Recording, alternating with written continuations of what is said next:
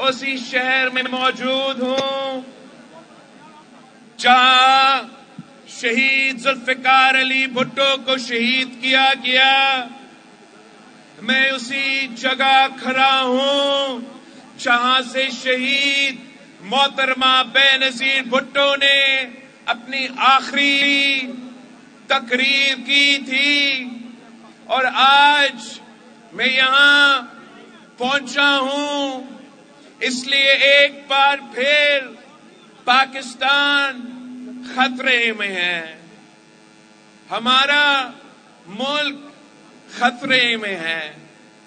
ایک طرف معاشی بحران ہے، دوسری طرف جمہوری بحران ہے، تیسری طرف تو ہمارے پورے معاشرے میں بحران پیدا ہوتا ہے، اور ساتھ ساتھ وہی دہشت گرد جن کو ہم نے قربانیاں دے کے شہادت قبول کر کے شکست دلوائے تھے، وہ ایک بار پھر سر اٹھا رہے ہیں، اور ایک بار پھر یہ دھرتی آپ کو پکار رہی ہے، مجھے پکار رہی ہے کہ میں خطرے میں ہوں، اور اس ملک کو صرف اور صرف پاکستان پیپلز پارٹی ہی بچا سکتی ہے۔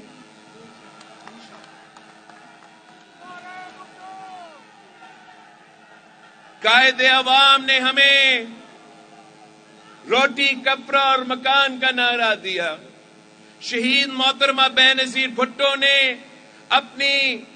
آخری انتخابی مہم میں اس نعرہ میں اضافہ کر کے کہا کہ مانگ رہا ہے ہر انسان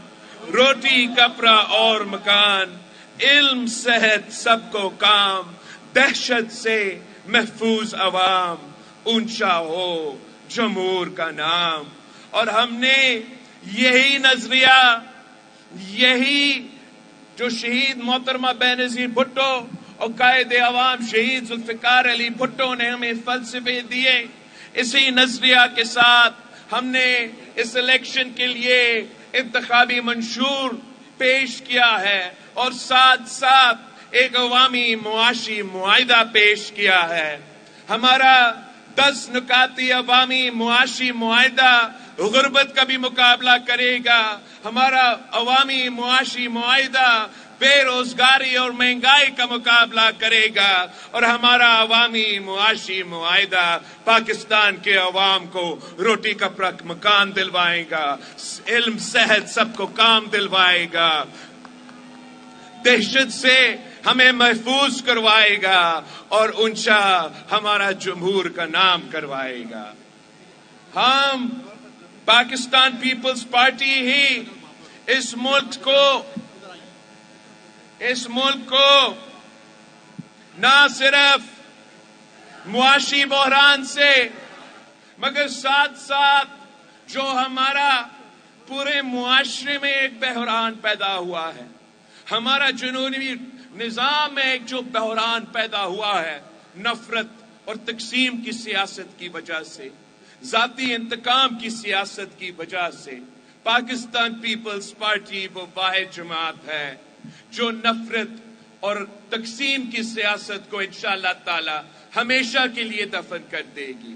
پاکستان پیپلز پارٹی وہ جماعت ہے جو انشاءاللہ تعالی ٹروتھ اور ریکنسیلیشن کمیشن بنا کے پورا ملک کو ایک کر کے اس ملک کو آگے بڑھائے گی، ترقی یافتہ ملک بنائے گی۔ اس ملک کے عوام کا مسائل پاکستان پیپلز پارٹی انشاءاللہ تعالی ہی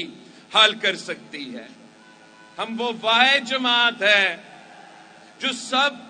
کو ساتھ لے کے چل سکتے ہیں۔ ہم نے یہ ماضی میں بھی دکھایا،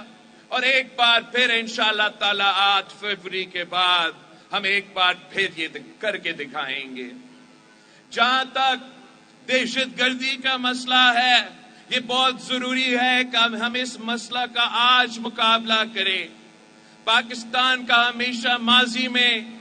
یہ روایت رہا ہے کہ ہم مقابلہ کرنے کے بجائے ہم بہانے بناتے ہیں، اور پھر جب دہشت گردی عروج پہ پہنچ جاتے ہیں، ہمارے بچے کو قتل کر دیتے ہیں، تو پھر ہم مجبور کر کے ان کا مقابلہ کرتے ہیں۔ اب وقت آ گیا ہے کہ ہم فیصلہ کریں کہ پاکستان میں کوئی گڈ طالبان یا بیڈ طالبان نہیں ہوگا۔ ہم تمام دہشت گردوں کا مقابلہ کریں گے۔ ہم صرف